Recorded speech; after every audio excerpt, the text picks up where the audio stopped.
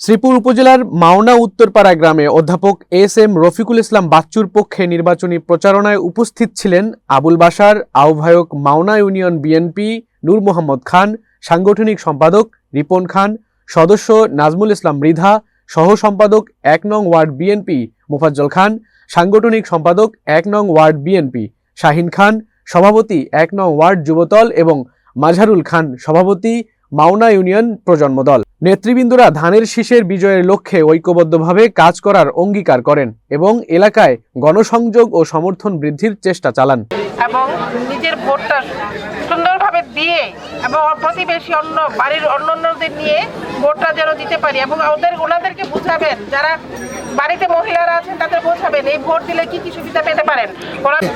MP হতে পারে এবং সর্বোচ্চ ভোটের মাধ্যমে যেন মন্ত্রীর মর্যাদা আমাদের তারেক রহমান ওনাকে দেয়, এই প্রত্যাশা রেখে আপনাদের সকলকে ধন্যবাদ জানিয়ে আমার কথা শেষ করছি। আসসালামু আলাইকুম ওয়া রাহমাতুল্লাহি ওয়া বারাকাতুহু।